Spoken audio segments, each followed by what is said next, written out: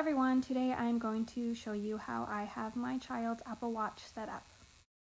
First, you're going to want to get out your iPhone and go to the Apple Watch app in Settings. From here, open Family Watches and select your child's name. If you have not already paired your child's watch, go ahead and do that. Next, we're going to open up School Time. This is the feature I use the most on the Watch app for my daughter. I have it set so during classes and such, it is locked out. She can still get into it for emergencies or if she needs to, but in general she knows she's not supposed to use the watch when it's in school time, and you can set up all sorts of schedules. Now let's go into activity and I will show you what I have. I have everything off because I have disabled fitness tracking on my child's watch. I just don't want them to have to worry about fitness at this young age. Next, you're going to go out of the watch app and into your settings. You're going to go to Family right at the top. You're going to select your child. And after you select your child, you're going to go to Screen Time. And from Screen Time, you're going to go down and you're going to click Content and Privacy Restrictions. Now let's go into iTunes and App Store purchases. Enter your Screen Time passcode. Do not give this to your child, by the way. And I have Don't Allow for all of this. My child does not need to be downloading apps. And if I ever change that, I do want it to require a password for them to download apps. Now let's go back and go to Allowed Apps. I have all of the apps disabled except the ones my child needs to communicate through call, text, or Walkie Talkie. The Siri and dictation, you will want that on if you want your child to do voice to text. You can disable Siri web searches elsewhere, so don't worry about that. I do have Wallet enabled because at some point I may set that up for my child, but it's not really needed right now. Now let's go to Content Restrictions. I have everything off that I can. Some things can only be changed to clean, for example, the music and the books. For web content, you want that on only allowed websites, and then you can make that nothing, or you can just, I left these on here because I didn't really care about those, even though they have no way to access them without a browser on the watch, and I am not going to be installing a browser on the watch.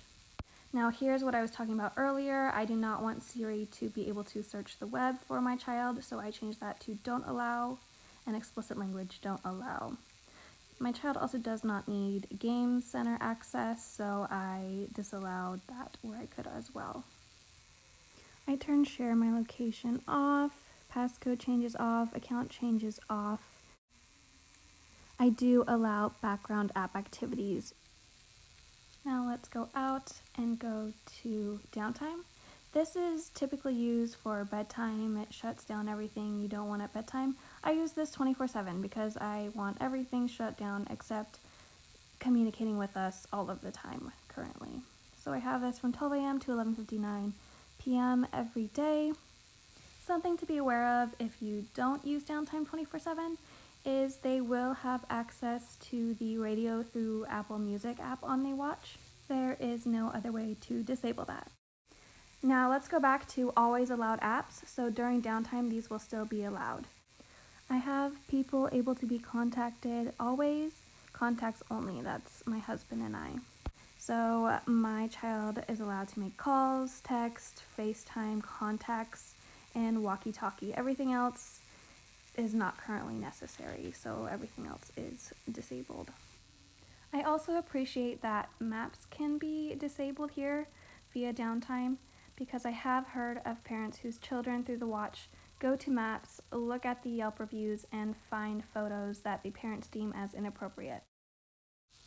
Now let's go back and go to Communication Limits. I have that on, and I have it set to contacts only, and the contacts are just my husband and I. We can go back and we can go to Communication Safety, and we can see another nice feature that Apple has. It can detect nude photos and videos before they're sent or viewed on your child's device. I don't know how well that works, but it is nice that it is there. And finally, I will show you my child's watch itself. You can see a lot of the apps are blacked out, they're disabled. She can only really call, text, Walkie Talkie, or use alarms. By the way, to set up Walkie Talkie on a standalone watch, it will require signing the child's account, at least temporarily, into an iPhone to set up FaceTime. I will put directions in the description for those interested. As you can see, even though heart rate showed as available, it really isn't. Now let's go up and go into settings. Even on my own watch, I want notifications to be as few as possible. You don't want it to be distracting. I allow the notifications indicator so they can see if they have any. This part is really up to you. Now I definitely want message notifications to be on.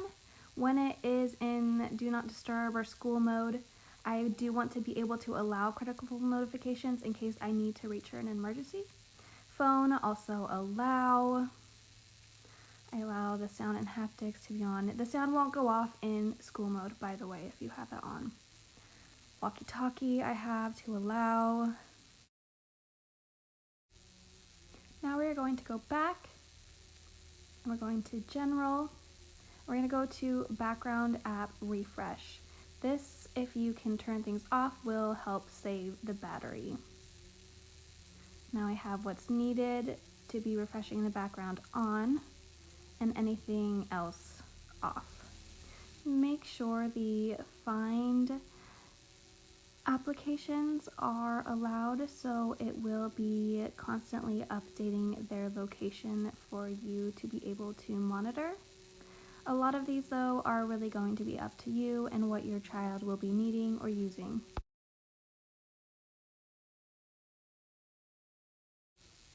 Now let's go back and return to clock. This is another battery saving feature if you have it as low as it will go. Now let's go back and let's go to dictation. Now dictation is what will allow your child to use voice to text, to easily text you. Now let's go back to the main settings page and go into focus. Focus will turn the watch to silent mode, and I have this for bedtime. Now let's go back and we'll go down to display and brightness. We want that as low as possible to save on battery. And if you have this feature, make sure always on is off to save on battery. I also turn off wake on wrist raise for my child's watch so it's not turning on every time they raise their wrist. Now I already have Siri web search turned off, so this is up to you, but my child doesn't need any Siri, so I turned these off. Let's go back and I'm going to show you another setting to save battery in sounds and haptics. I disable the haptics when dialing the crown, as well as the system haptics. Now, if you're getting a watch that has been used before, such as an open box or refurbished like I have, then you will want to check the battery health and make sure that is 100%. Now let's go back and go into privacy and security. Now I don't want my daughter to have to worry about fitness at her young age, so I disabled fitness tracking on her watch, and I also disabled the heart sensors. Now this next setting allows me when I'm texting her to see that her watch is in silent mode, and it also gives me the option, because of another setting that we've done, to notify her anyway in case it is an emergency. Now from settings you can scroll down to messages, and from messages you can filter the unknown numbers into its own folder. Now those are the settings I most wanted to share with you guys. I also love this modular watch face because I can add my husband and my contacts right to the face. The only concern I still have after locking everything down is through the text messaging app. They can look through the GIFs or GIFs, and parents I have heard have had children find things that they deem inappropriate through there. So that is something to be aware of, as well as if you are opening up contacts to people besides just trusted adults, they will be able to text your child website links, and they will be able to open those specific links. That's all for today. Thank you for watching. I hope this was helpful.